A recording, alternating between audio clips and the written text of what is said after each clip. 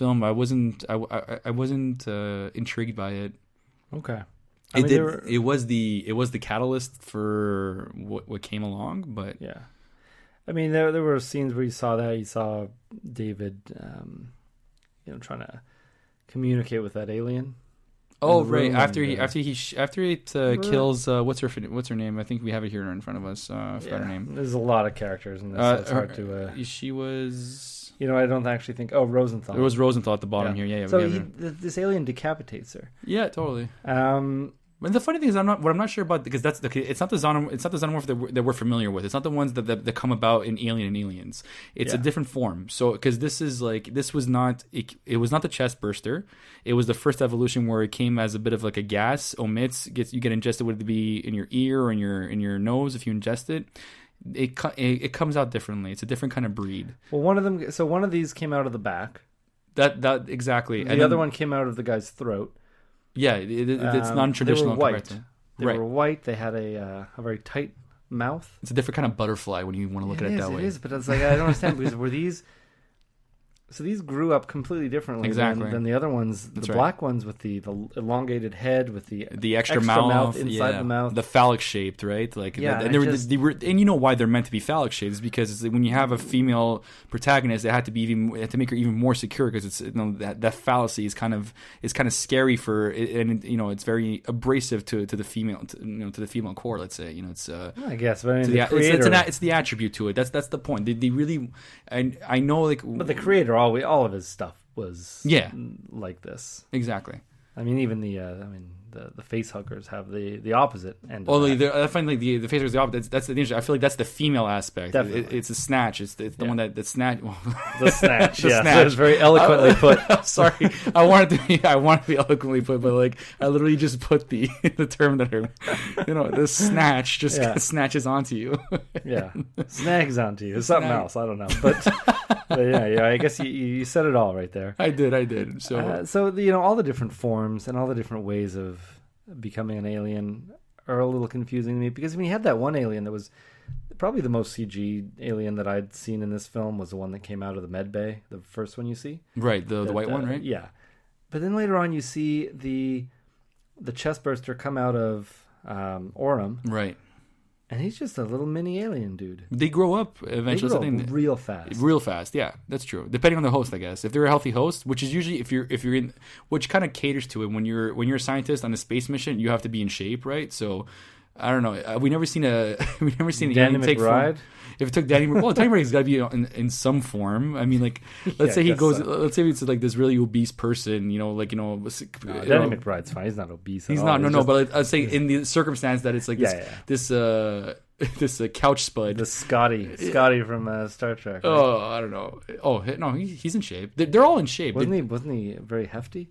Scotty? I'm talking about the original Star Trek. Oh, I don't know. I'm sorry. I don't know that way. Okay. I don't know that well. But I'm just saying, like, say like it attacks us like this lard on a couch watching a film. If it attacks that, maybe it'll be this really large xenomorph. I don't know.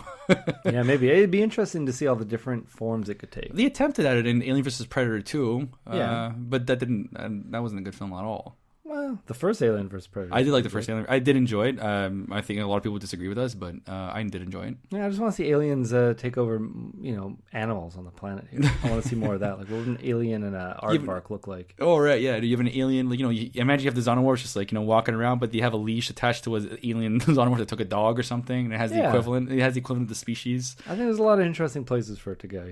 But it's a virus too, so it's not even meant to be something that like. Yeah, that's another thing. So this whole thing is a virus. These aliens are a virus. They're not even meant to like procreate or anything or have a good life. They just like attacking on, like, when you hear about those, like, you ever heard of that spider in Iraq that only stays in shadows? It doesn't like the sun, but it's big. It's 3 times bigger than my hand, as you see right here, and like it's a spider, and it attacks anything. It doesn't have its own prey. Sorry, it doesn't have it's a predator. It could prey on anything. Okay. So it doesn't even have a regular prey, and so it could attack. It could rip off the flesh off your skin. Like, it's actually very rough.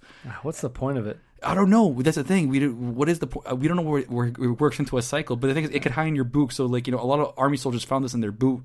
Yeah. And that thing would just attack. And if you're running in the sun, it would stay in your shadow. And it's very fast too. Yeah. It's the only. It's like, and it reminds me of a face hugger when you see it dead. When I saw a picture of it on Google, it looks a lot like a xenomorph because it has the long that's legs. Terrifying. I'm never going to go to Iraq.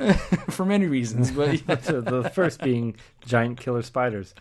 But anyway, I don't know what that thing is called, but it does remind. So like, you would see it's the same purpose because it would just attack anything. Yeah. So yeah. So this whole situation started off as black liquid, and it was created by the engineers. These white, human-looking. They're huge. They're 3 times. They're like these crazy. They're like all Arnold Schwarzenegger. Like all. So they're only that huge. They're not like giants.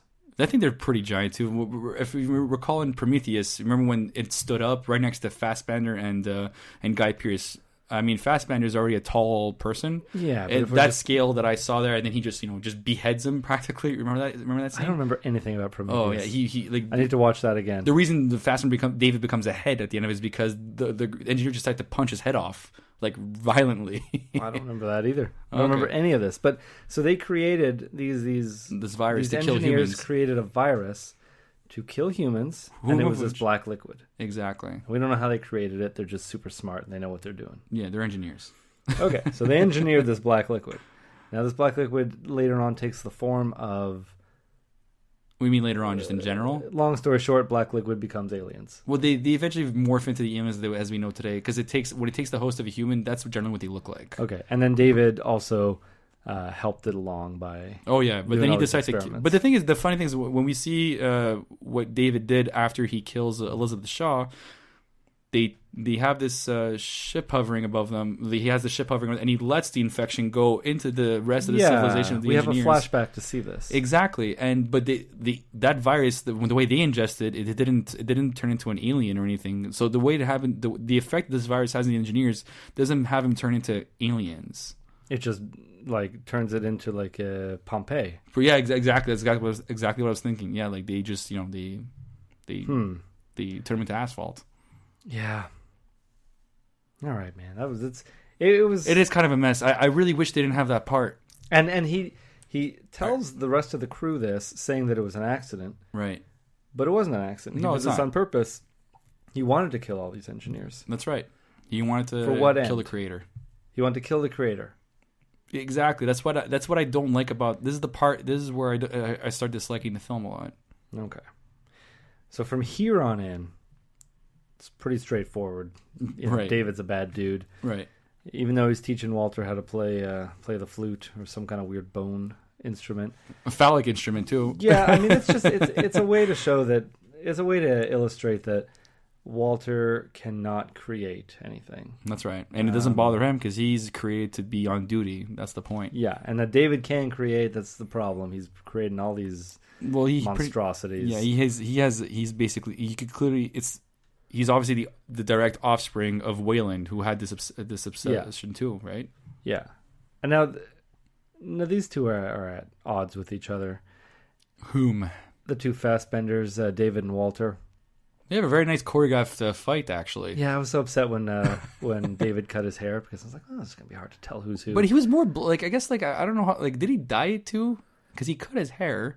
When you cut your hair, it looks different. I guess so. When it's long, especially if you're blonde. If you're blonde, you cut it. I'm not sure how that works. Okay. It's gonna look. I mean, they're the same guy. Well, for sure. But the scarring. Now, David lost one of his hands during a battle out in the field with the aliens. The white one, right? The white alien. Yeah, he saves Daniels. He protects Daniels and loses his hand in the process. David gets a nail in his chin, in his neck or chin, right? And he gets a little scar from that, right? Walter also gets like that bone flute through his neck. Yeah, but that heals up. Exactly. There's been upgrades, apparently. Because there have been upgrades. But I specifically saw David with a scar underneath his chin from when he pulled that nail out. Now, when they're fighting, that's the way I differentiated the two. I was like, okay, Walter is missing his hand. Right. And David has that little scar under his chin. Yeah. And everything we saw, we were led to believe that Walter won. Right. Like, Well, there's I no- knew there's no I knew it happened just because it wasn't convincing that you didn't see anything. If you didn't see it, obviously it Yeah. happened. That's the number one rule in cinema. If you don't see it happen, it's a possibility. Yeah, but the thing is like they didn't even go back to elaborate on how on how David won. Yeah, because he had to basically act fast. So he manages to dismantle Walter. He manages to neutralize Walter. Yeah. Cut off his own hand. So he cuts off his own hand, but Puts a scarring. yeah, puts a scarring on his face, but then that scar under his chin was Which gone. they did, but they didn't even emphasize on it when the way she recognized it was David at the end is because of the whole building the cabin thing. But like, why didn't they zoom in on the scar? Why didn't they zoom in on the scar? Why didn't they also? You think if like. And even when she was remember yeah. she was patching up his face. I didn't mean to interrupt, but like, remember when she was patching up his face? Imagine if she noticed the scar then under his chin. That would have been perfect. Yeah, she would just have to try to kill him, and that would have been great because then she could have had if they were to refer back to the first alien. Remember the way the first android was taken out? It was just like, with a some sort of object to the head, and he was kind of like his head was kind of floppy afterwards. So imagine if they did that throwback, it would have been good. But then I guess there would be no cause for the alien to be on the colony afterwards. Yeah, which is what they needed. Yeah, That kind of pissed me off. Yeah, it was a lot. But I mean, we know that they don't heal very well. Like the androids? They don't heal. No, the two Fastbenders. Or the androids. Oh, the androids. Yes, sorry. They are androids. It's hard to remember. Are you know convinced what? they're human? I'm going to tell you, when I watched this movie, is when I learned that David from the first movie was an android, because I guess I knew it when I watched Prometheus, but I completely forgot. Oh, okay. Well, at the beginning. At the beginning, it's like, why is he talking to him like he's a robot? He is a robot. Like, he is a robot. I guess he was a robot in the first one. Yeah. So I really should have watched that first one before. But, like... Well, it shouldn't be that way. Should it have to be that way that you have to watch the first one? Shouldn't, no. So David... I don't believe so either, yeah. Or David, who is masking as Walter right now, has those scars across his face. He has a missing hand. Yeah. None of that is healing on its own. So it's implied that little scar under his chin should also still be there. And it would be very noticeable to somebody who caused that scar. Right. By shoving the nail of your dead husband into him. And that nail was part of the whole, I'm going to build a cabin on this planet. But instead, that's the line that makes her realize that it's... Not the scar, the line. Yeah, not the line. And to me, that's really strange, too, that Walter... Or David, I'm going to start calling him David now. Because it is David. That David was able to fool them up until this point. But then at this point, just really showed his hand by being very confused about what she's saying. Like, just go along with it. Like, you're supposed to be so... But he's emotional. Don't forget, he's programmed he should to be have emotional. caught on to that the emotional part of it. Well, I mean, at that point, she's locked in the pod.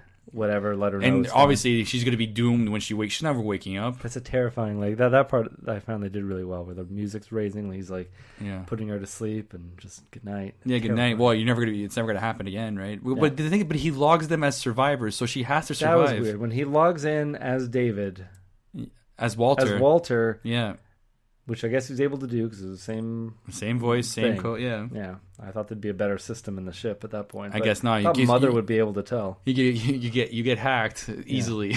A mother can always tell, right? I guess. Well, the mother's way more convincing an alien than she is in this one, anyway. Yeah. However, yeah. So, but he logs them as being the only two survivors, and everyone else died. Maybe he could give her amnesia of some sort. I don't know what, but it doesn't make any sense because then if she wakes up, she's like, "Oh my god, David's there!" It's like, she's gonna get up. He's not gonna let her live. You can't let her live. No, you let Danny McBride live. He didn't know. Yeah, exactly. He didn't know. But how are you gonna make up? It's like, oh, she had a heart attack. I don't know. It's like, well, it happened once. It happened. Neutrino blasts. They can happen anytime. Yeah, you're supposed to wake them up, right? So he's the only crew member that could actually operate the ship. Yeah. At that point, and it's not even her anymore. It was them. The couple died. Everybody else pretty much died who were the immediate crew of the ship. So he's the only person taking care of the ship. Yeah. And he's a widower. Who? Danny McBride. Oh, Danny McBride. Yeah. I you know what? He got over that real fast, and I think it's because he knew what he knew the risk. Woman. Yeah. No. He knew the risks for sure, but I think he was a little. Well, he never relieved. seen that side of her. Maybe you don't really know yourself until you're in the situation. Because she was screaming and she was cutting out, and he was like, "What?" Like, I don't know, because why be so insecure when you have that thing to lock and you'll be okay, right? It seemed like a very manageable situation, except for the one guy who was clearly going to die. He was the only one who had to die. Yeah. Instead, the whole thing blew to bits. Yeah. I had some other things I want to say. Let me take a look here at my notes, David. That's fine. No, I think that's it. Well, I mean, I think I said everything that I had huge problems with, but there's still